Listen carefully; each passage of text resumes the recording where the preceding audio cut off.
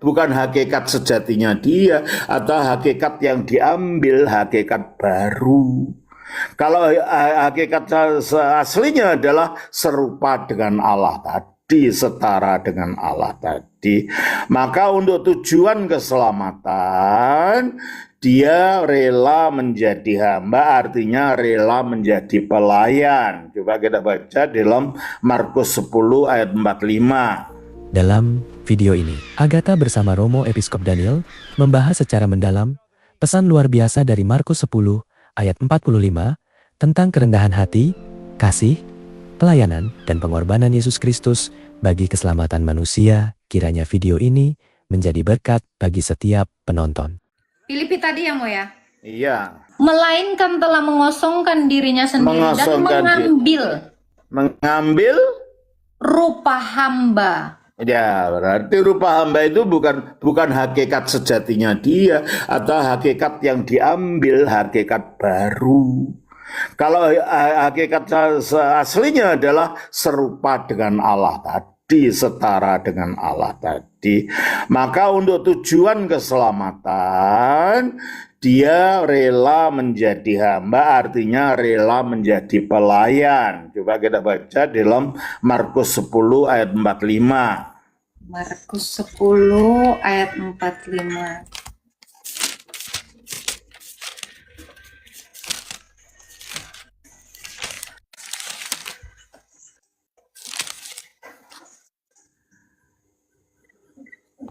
Karena anak manusia juga datang bukan untuk dilayani. Nah, kalau bukan untuk dilayani, tetapi melainkan untuk melayani. Melayani itu namanya hamba. Ya, jadi kalau dia melayani, berarti dia adalah pelayan. Pelayan itu adalah hamba. Jadi dalam arti ini dia melayani, inilah dia hamba itu. Hamba yang bagaimana? Teruskan. Melainkan untuk melayani dan untuk memberikan nyawanya sebagai tebusan bagi banyak orang. Nah, itulah dia melayani kepentingan manusia dengan dia mati di atas salib bagi tebusan bagi manusia. Jadi sebagai Mesias yang mempersembahkan dirinya bagi penebusan manusia, bagi keselamatan manusia, itulah dia disebut sebagai hamba. Oke. Tadi Romo mengatakan ya, sebagai Mesias. Mungkin banyak orang yang tidak tahu, Romo, bahwa Mesias itu merujuk kepada kemanusiaannya. Karena banyak yang beranggapan Mesias itu bicara tentang keilahiannya. Bagaimana, Romo? Mesias itu artinya orang yang diurapi. Dari kata Hamasiah. Dan apakah keilahiannya turut juga, Romo, diurapi seperti manusia? Keilahiannya udah jadi, keilahiannya ngapain diurapi? Nah itu. Keilahiannya banyak sumber pengurapan, karena keilahian itu satu dengan Roh Kudus yang menjadi yang mengurapi kemanusiaannya. Nah, jadi kesimpulannya adalah keilahiannya yang satu di dalam Bapa dan Roh Kudus itu yang mengurapi kemanusiaannya ya, Mo? Melalui ya Roh Kudus, iya betul gitu. Jadi dengan kata lain, salahkah Romo bila ada orang yang mengatakan Yesus yang ilahi dan manusia itu menghamba kepada Bapa?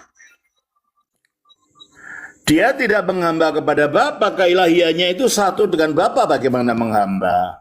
Nah, itu dia. Jadi orang sebagai Mesias itulah dia menjadi hamba Tuhan. Dalam kemanusiaannya ya, Mo ya? Yalah, tapi bisakah kita bisakah kita memisahkan keilahian dan kemanusiaan Yesus, Romo? Karena banyak orang yang sulit gitu menjelaskan tentang secara ya memang kita tidak pernah mengalami keadaan seperti itu, ya sulit. Tapi yang jelas keilahiannya itulah yang satu dengan Bapa. dan setara dengan Bapa, satu keilahian dengan Bapa. Kalau keilahiannya itu tunduk kepada Bapa, berarti itu namanya subordinasionisme. Nah, itu dia. Jadi tidak bisa dikatakan ya, Romo ya, Enggak, Yesus itu menghamba kepada keilahiannya Bapa. satu dengan Bapa. Oke. Oke, selanjutnya ini Romo. Gimana teman-teman, sudah clear ya? Jadi sama seperti penjelasan saya waktu kepada Bang Edis. Jadi tidak bisa dikatakan Yesus yang adalah yang ilahi dan manusia yang tak terpisahkan itu dikatakan menghamba kepada Bapa karena jatuhnya kepada subordinat. Nah, Romo, subordinat ini masuk ke dalam bidat apa ya, Mo? Ya, Ketika di dalam subordinasionisme.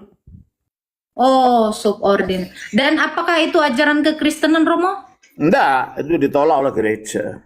Oke, baik. Sudah jelas ya, teman-teman ya. Jadi, framing yang mengatakan saya bertentangan dengan Romo Aji itu salah. Karena waktu itu Romo menjelaskan apakah Yesus masih manusia ketika naik ke surga. Nah, ini pertanyaan lanjutannya Romo.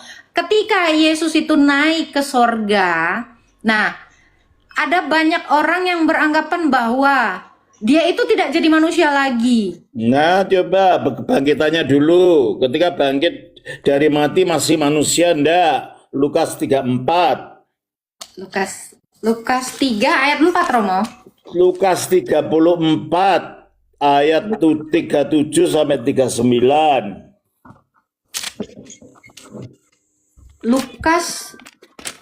Lukas enggak sampai 34, Mo, sampai 24. 24, maaf.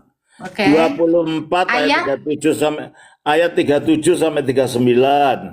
Oke, ayat 37 sampai. Mereka terkejut dan takut dan menyangka bahwa mereka melihat hantu.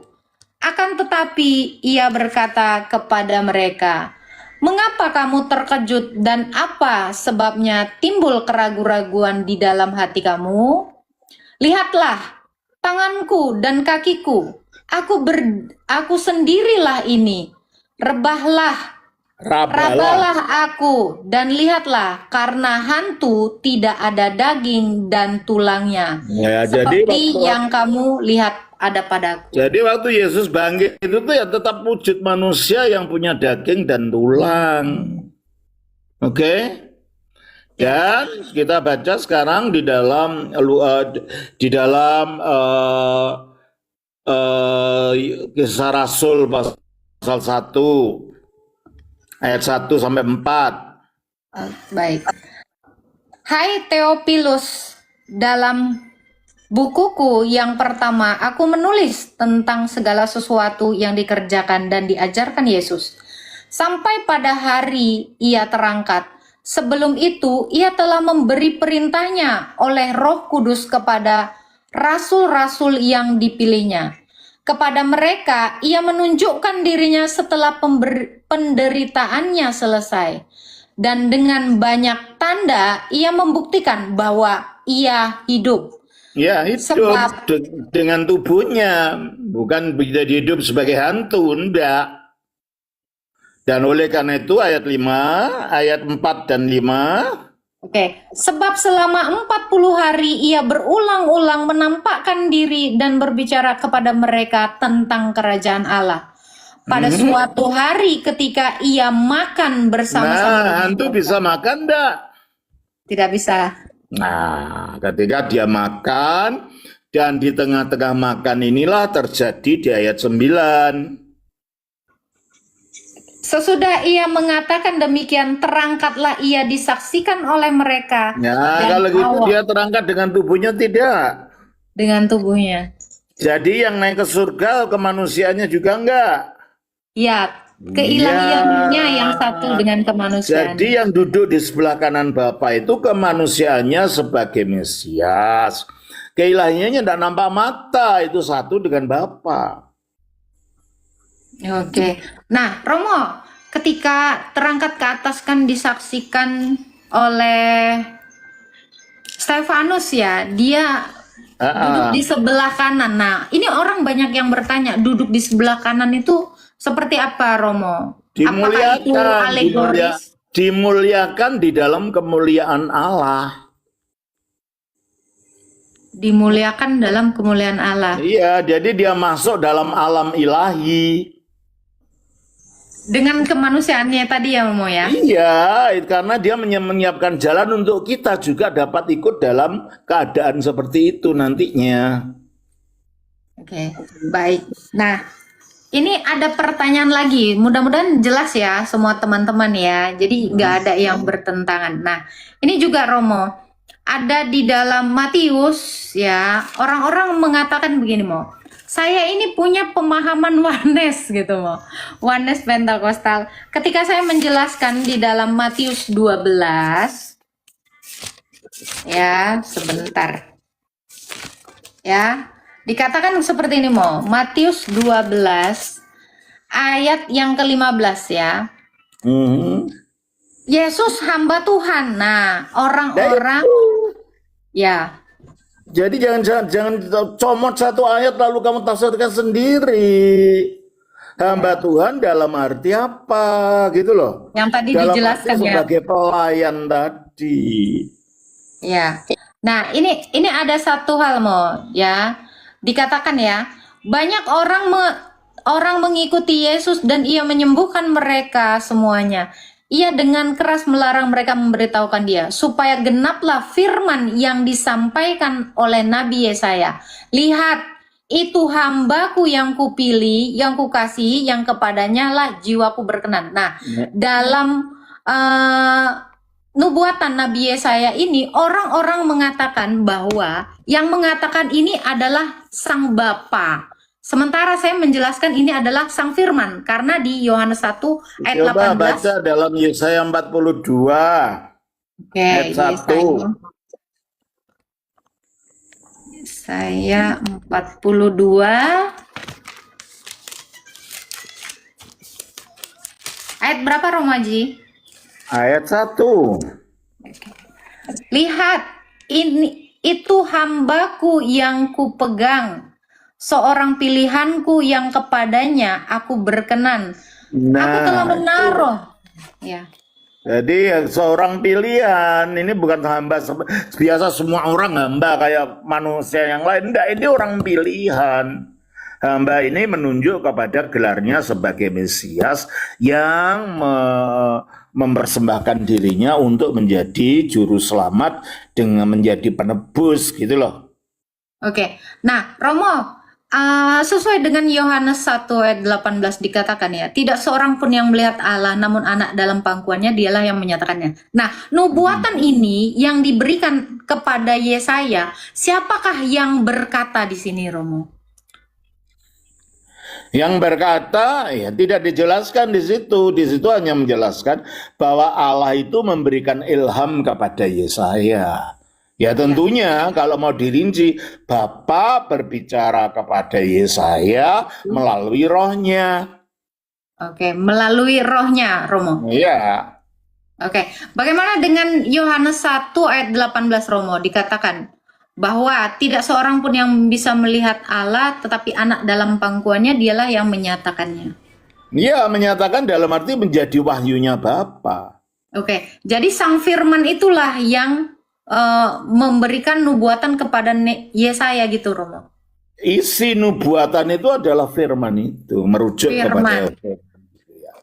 Oke, tapi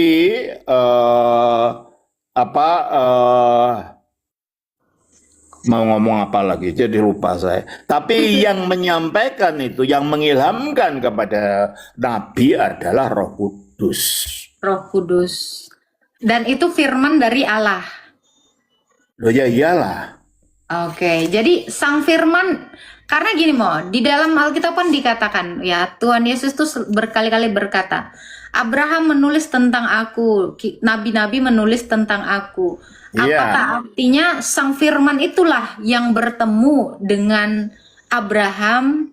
Semua penampakan ilahi dalam perjanjian lama itu tidak mungkin Allah Bapa, sebab Allah Bapa tidak bisa dilihat oleh manusia.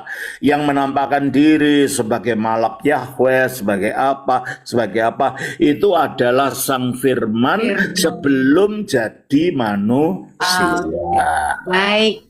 Baik. Nah, Ya. itu ya, teman-teman ya, jelas ya. Jadi, siapakah yang menyatakan Bapa itu? Yaitu Sang Firman dan Roh Kudus ya, Mo ya tadi ya, Roh diilhamkan. Kudus yang menjadi yang menjadi kayak lingkupnya gitu loh. Melingkupi Nabi Ya, itu Sang untuk Firman, menerima ya. firman. Ya, baik, baik. Oke, Ya. kira-kira gimana teman-teman? Ada lagi yang mau ditanyakan? Nah, itu tadi ya. Jadi, apakah mau ketika saya katakan ya, bahwa yang menubuatkan itu adalah Sang Firman kepada Yesaya, apakah itu disebut salah, Romo? Enggak, Bapak menubuatkan ya isi nubuatnya itu tentang Melalui Sang Firman. ya. Jadi Oke. tentang Sang Firman. Siap-siap Romo Haji, clear semuanya ya. Semua ya, sudah ya. Sudah. Terima kasih. Terima kasih banyak Selamat Romo malam, Haji. Selamat melayani. Ya, Ya. oke. Salam Romo. Sudah jelas? Ya, jadi bukan Sang Bapa itu, karena Sang Bapa itu nggak bisa dilihat, tetapi dinyatakan oleh Firman dan Roh-Nya. Jadi Nabi itu dilingkupi Roh Kudus, Sang Firman itu yang menyatakannya. Aman sayang, clear ya. Makanya penting sekali kalian itu mendengarkan penjelasannya. Seperti itu. Ya karena saya juga sudah belajar dari Episkop Daniel Biantoro. Nah, jadi ini menjawab semua tuduhan-tuduhan kalian yang mengatakan saya oneness. Saya itu berbeda dengan Romo Aji, atau tuduhan kalian yang mengatakan apa? Saya bertentangan dengan Romo. Mudah-mudahan ini di-record dan ini menjadi pandangan yang clear di hadapan kalian. Makanya terbiasa menyimak dan merenungkan apa yang saya jelaskan. Jangan asal comot. Itu tadi pesannya Romo ya. Jangan asal comot. Jadi apakah bisa dikatakan Yesus yang ilahi dan yang manusia itu menghamba kepada Bapa? Tidak bisa. Itu jatuh kepada pemahaman subordinat. Itu. Paham ya semuanya? Begitu. Jadi jangan besok-besok nge-framing lagi ya. Hapus videonya, malu. Malu. Ya, begitu. Jadi penting bagi kita itu untuk belajar, jangan comot-comot. Tuh, Yesus hamba Tuhan. Harus dijelasin dong. Ini yang masih bilangnya Agatha ketampol. Ini nampak sekali ya, telinga kamu itu perlu ke THT. Tidak bisa ya. Jadi fix ya, Tuhan Yesus yang adalah yang ilahi dan yang manusia tidak bisa dikatakan menghamba kepada Bapa. Mudah-mudahan tadi di-record dan itu dibikin VT kalian besar-besar. Nah, sudah. Ini yang ngomong adalah episkop, uskup yang tertabis. Jadi kamu lebih percaya mana? Ajaran Kristen dari uskup atau dari orang abal-abal? Ya, jadi kalau dibilang yang berbicara itu Bapa, itu oneness. Yang benar itu adalah Sang Firman. Karena Firman itulah dan Roh Kudus yang menyatakan siapa Bapa yang tidak bisa dilihat tadi. Sudah, jadi besok-besok ya yang namanya Pak Erben, tobat kau Pak. Ya, kau juga Pak Bom-Bom, bertobat kau. Itu yang saya maksud. Apa jadi Yesus itu menghamba kepada bukan keilahiannya itu ya, mengambil kodrat manusia. Jadi kalau dikatakan Yesus menyembah Yesus, bukan seperti itu. Justru Sang Firman itu, keilahian Yesus yang satu di dalam Bapa dan Roh Kudus, itulah yang mengurapi kemanusiaan dari Yesus. Itu tadi clear banget ya. Mudah-mudahan ini semua tadi itu direkam. Saya kan udah bilang dari kemarin ya. Dan yang duduk di sebelah kanan ya, dia benar-benar duduk dalam kodratnya sebagai manusia, dimuliakan, yang memegang tahta kerajaan sorga. Oke, silakan. Mungkin di sini teman-teman Kristen ada lagi yang mau bertanya. Ya, sudah. Klarifikasinya sudah ya. Jadi ini sekaligus menjawab tuduhan orang yang mengatakan Agatha nggak kenal episkop.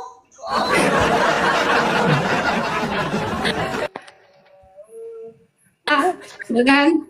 Biasanya kan gitu kan.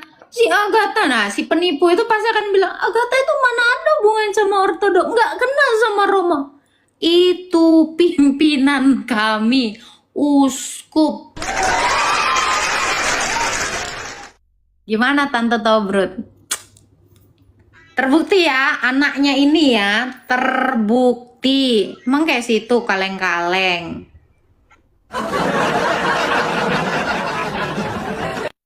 Oke, ya. Jadi kalian itu hati-hati, jangan percaya sama penipu. Ya, penipu kok ngomongin orang lain nipu. Aduh, dikurang-kurangi gibahnya, dikurang-kurangi berdustanya, ngaku dosa, perjamuan kudus sonogi.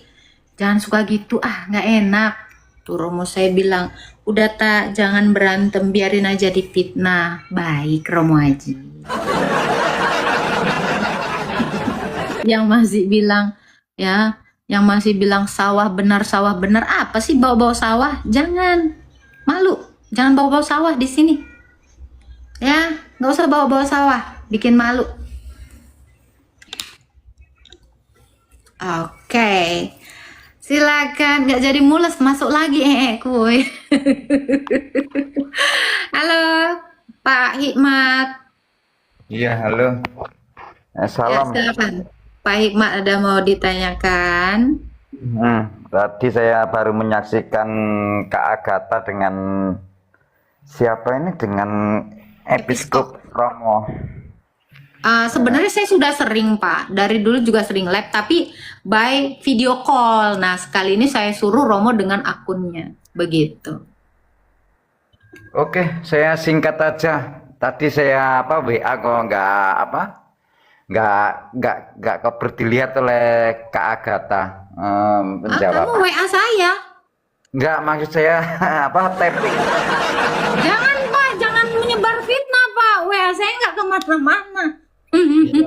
Tapping di bawah kok belum. Oh typing, baik, kaget saya. Siap. Silakan Pak, ada yang mau disampaikan? Oke, salam, saya dari Murtadin. Saya tanya, apa ini? Kenaikan Tuhan Yesus ke surga tadi gimana keterangannya Episkop Daniel Romo? Tadi sudah jelas Pak. Jadi kemanusiaannya itu, berikut kemanusiaannya itu terangkat ke sorga. Jadi kemanusiaannya itu dimuliakan oleh keilahiannya satu di dalam Bapa. Ya, pada waktu terangkat ke surga itu disaksikan oleh banyak orang, oleh banyak murid itu. Maksud saya dengan tubuh jasmaninya atau Tadi sudah dijelasin Pak, ya. Ya gimana? Kisah Para Rasul 1 ayat 1 sampai ayat 9. Itu. Iya, gimana itu jawabannya? Boleh dibaca aja Pak, nanti Pak Alkitabnya. Oh gitu. Jadi menggunakan tubuh rohani, tubuh jasmani itu. Iya, tubuh kemuliaan Pak, tubuh jasmani yang sudah dimuliakan, kan sudah dikatakan tadi, dimuliakan. Oh. Makanya dia makan, dia menampakkan diri kepada orang Israel selama 40 hari, yaitu pasti manusia, kemanusiaannya. Jadi keilahian dan kemanusiaannya itu tetap bersama-sama, tidak terpisah. Begitu. Makanya dia bisa mendatangi para murid yang di dalam bukan makanya bisa mendatangi ya. Kalau mendatangi ya bisa, keilahian dan kemanusiaan itu pasti selalu bisa. Ya, makanya dia bisa tembus tembok ya, waktu murid-murid mengancing pintu itu, ada di dalam pintu, terus murid-muridnya kaget itu ya. Apakah ini hantu gitu ya? Itu kan berarti menggunakan tubuh rohaninya juga ya. Nggak ada Pak tubuh rohani, tubuh mah tubuh aja Pak, rohani mah lain Pak. Nggak usah diganti-ganti Pak narasinya, nanti orang pening. Gitu. Jadi dia dengan keilahian dan kemanusiaannya sama seperti dia itu inkarnasi pertama sekali, begitu Pak. Oh, nggak usah diganti tubuh rohani, tapi apa tubuh Ya keilahiannya. memang dengan tubuh kemanusiaan Pak masih tetap ada. Tubuh kemanusiaan masih ada, tapi sebutlah apa? Tubuh apa keilahiannya. Bukan Pak, mana ada tubuh keilahiannya. Jadi dia sudah dimuliakan. Jadi setelah bangkit dia dimuliakan. Dimuliakan oleh keilahiannya yang satu dengan Bapa dan Roh Kudus. Jadi tubuhnya itu tubuh kemuliaan Bapak, tubuh kemuliaan. Tubuh kemuliaan. Ya. Tapi masih bisa dilihat oleh apa? Thomas itu dimintai tandanya. Nanti mungkin Bapak boleh lihat lagi di YouTube ya Pak ya. Mungkin ada ya teman-teman yang nge-relay ini ya. Jadi jangan kita ulang-ulang lagi. Benar, jadi sebagaimana dia inkarnasi itu permanen Pak. Kemanusiaannya itu yang sudah dimuliakan itu tetap ada. Begitu ya. Jangan diulang-ulang sayang. Seteres aku nengoknya kalau diulang-ulang terus. Gitu ya. Makanya didengarkan ya kalau yang memang kurang fokus tadi. Ini kan ada relaynya mungkin di YouTube atau di mana ya di ini nanti di share lagi ya, didengarkan perlahan-lahan, direnungkan. Nah kalian kan terbiasa baca asal aja gitu ya, sulit emang. Aduh. Oke, ya. Terima kasih sudah menonton sampai akhir. Jika firman Tuhan ini memberkati saudara, subscribe channel ini, dan bagikan video ini kepada keluarga dan teman-teman, supaya semakin banyak orang mendengar kebenaran firman Tuhan. Tuhan Yesus memberkati.